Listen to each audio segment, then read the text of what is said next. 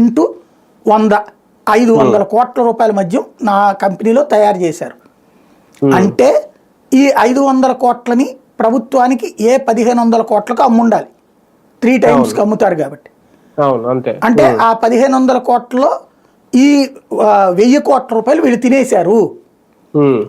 ఇక్కడ నాకు 5 పైసలు ఇవ్వలేదు, నన్ను ముంచేశారు అని చెప్పి ఈ కంపెనీ వాళ్ళు కంప్లైంట్ ఇవ్వాలి. డిస్టిలరీ వాళ్ళు ఎవరన్నా ఇచ్చారు అట్లా కంప్లైంట్? ఏం చెప్తారు? లీజుకి తీసుకున్నారు వాళ్ళు, బలవంతంగా లాక్కున్నారు, లీజుకి తీసుకున్నారు. ఇప్పుడు మైనింగ్స్ అన్ని బలవంతంగానే తీసుకుంటుంది, ఇప్పుడు ఇసుక అంతా బలవంతంగా లాక్కుంటుంది, ఇప్పుడు మద్యం దుకాణాలు బలవంతంగానే కదా లాక్కుంటుంది.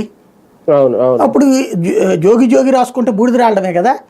ఆ రోజున కంపెనీలకు సంబంధించి ఇప్పుడు ఎస్పీవై రెడ్డి వాళ్ళ కంపెనీ లాక్కున్నారు, లేకపోతే టీజీ వెంకటేష్ వాళ్ళని అడిగి లాక్కున్నారు. వాళ్ళు కంప్లైంట్ పెట్టాలి కదా.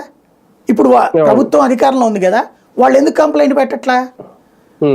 అధికారంలో ఉన్నా ప్రతిపక్షంలో ఉన్నా ఇదే కథ నడుస్తోంది. ఎవరి దగ్గర కొంటున్నది గవర్నమెంట్ మద్యం? ఎవరైతే తమ అనుయాయులు. ఈ అనుయాయులు ఏం చేస్తున్నారు? ఆ డిస్టిలరీస్ వాళ్ళ దగ్గర నుంచి లాక్కుంటున్నారు. ఇస్తే తీసుకుంటున్నారు, లేకపోతే లాక్కుంటున్నారు. ఇస్తే లీజు, లేకపోతే లాక్కోవడం. ఇది నడుస్తోంది. ఇది బహిరంగ రౌడీయిజం, నో డౌట్, బహిరంగ రౌడీయిజం. కానీ జరుగుతోంది అంతే, నిర్మోహమాటంగా జరుగుతుంది ప్రతిసారి కూడా. అదే ఇప్పుడు అక్కడ కనబడుతున్నటువంటిది. అది వాళ్ళు కంప్లైంట్ ఇస్తే గానీ ఇక్కడ ఏం చేయడానికి లేదు. అట్టించే కంప్లైంట్ రాల.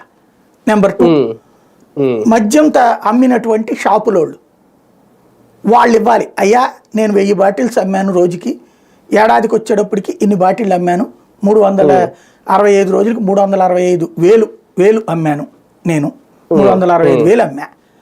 కానీ నా దగ్గర నుంచి రాయించుకునేటప్పుడు మాత్రం 150,000 మాత్రమే లెక్క రాయించుకున్నారు, మిగతాది వాళ్ళు తినేశారు అని కంప్లైంట్ చేయాలి.